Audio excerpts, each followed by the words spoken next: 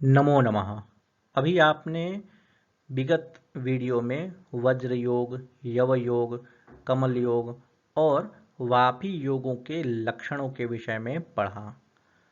अर्थात इन योगों का निर्माण किस प्रकार के ग्रह स्थितियों में होने पर होता है, लग्न, सप्तम, चतुर्थ, दशम में कौन कौन से ग्रह हों तो किस प्रकार के योग का निर्माण होता है, इसके विषय में पढ़ा। प्रस्तुत श्लोक में इसके अतिरिक्त जो अन्य शेष आकृति योग बचे रह जाते हैं उनके विषय में आचार्य वराहमिहिर चर्चा करेंगे।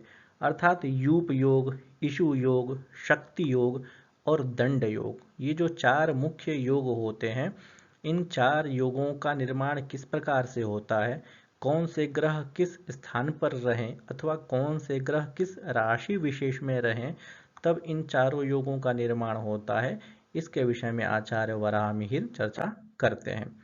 आप इस पाठ से संबंधित जो श्लोक है उसको देखें, इसके अन्वय को समझने का प्रयास करें और इसकी जो संस्कृत व्याख्या है वह भी आप देखें। लग्नादिकण्टकेभ्यश्चतुर्गृहावस्थितैर्ग्रहैः योगाः यूपेषु शक्तिदण्डा वज्रादीनां फलान्यस्मात्। इसका अन्वय आप देखें। लग्नादिकण्टकेभ्यः चतुर्गृहावस्थितैः ग्रहैः यूपेषु शक्तिदण्डाः योगाः भवन्ति। अस्मात् वज्रादीनां फलानि कथयन्ति। इसकी आप संस्कृत व्याख्या देखें। लग्नादिकण्टकेभ्यः, लग्नादि केंद्र स्थितेभ्यः, चतुर्गृहावस्थितैः, चतुर्गृहस्थितैः ग्रहैः, ग्रहैः यूप इषु शक्ति दण्डाः, यूप इषु शक्ति दण्डाः योगाः, योगाः भवन्ति।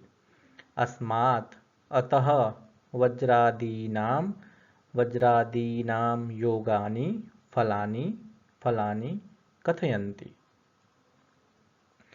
इसमें चार योगों के बारे में बताया गया है, यूप, इषु, शक्ति और दंड। इनका निर्माण किस प्रकार से होता है तो उसके विषय में आचार्य कह रहे हैं कि लग्नादि कंटकेभ्यः, अर्थात लग्न इत्यादि कंटक स्थानों में, अर्थात केंद्र स्थानों में, मतलब लग्न से प्रारंभ करके चतुर्थ भाव पर्यंत यदि सभी ग्रह हों तो यूप योग होता है। यूप मतलब एक प्रकार से लकड़ी को ही यूप कहते हैं, लकड़ी का एक दंड कह लें तो उसी को यूप कहते हैं। तो लग्न से चतुर्थ भाव तक यदि सभी ग्रह हों, मतलब लग्न में भी ग्रह है, द्वितीय में भी ग्रह है, तृतीय में भी ग्रह है और चतुर्थ भाव में भी ग्रह है, सभी ग्रह होने से यूप योग का निर्माण होता है। इसी प्रकार से चतुर्थ से सप्तम भाव तक सभी ग्रह हों तो इशु योग, इशु माने बाण, उसका निर्माण होता है। इसी प्रकार से सातवें से दशम भाव पर्यंत सभी ग्रह हों तो शक्ति योग होता है, शक्ति भी एक प्रकार से अस्त्र होता है। और दशम स्थान से लग्न भाव पर्यंत यदि सभी ग्रह हो जाएं तो दंड नामक योग होता है।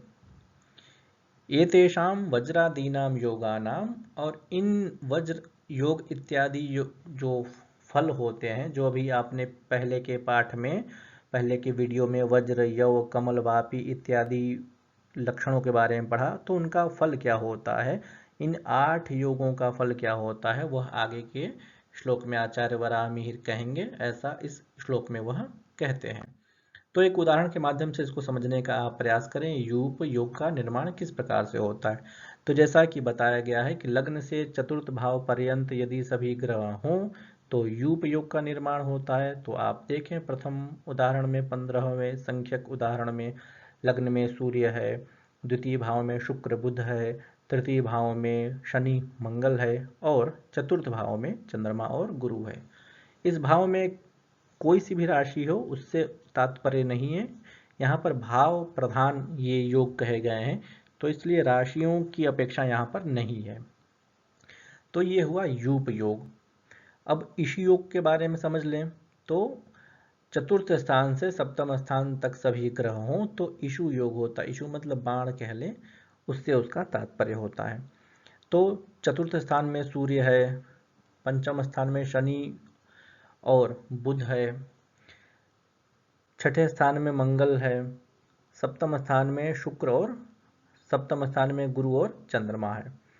तो सभी ग्रह एक ही स्थान पर हो गए, चतुर्थ से सप्तम पर्यंत हो गए, तो इशु योग का निर्माण हुआ।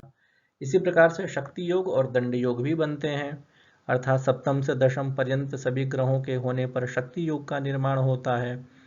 तो आप देखें, सप्तम स्थान में शनि है, अष्टम स्थान में चंद्रमा और गुरु है, नवम स्थान में मंगल है और दशम स्थान में शुक्र बुध सूर्य, ये ग्रह हैं। तो सप्तम से लेकर के दशम भाव पर्यंत सभी ग्रहों के होने से शक्ति योग का निर्माण हुआ।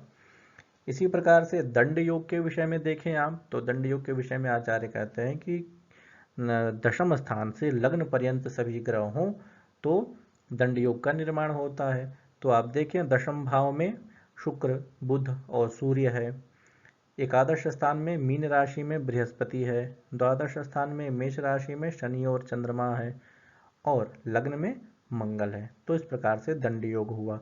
ये उदाहरण केवल एक संकेत मात्र में आप सभी को प्रदर्शित करने के लिए बताए गए हैं। ऐसा आवश्यक नहीं है कि यही ग्रह स्थितियां हों तो ये योग निर्मित होते हैं।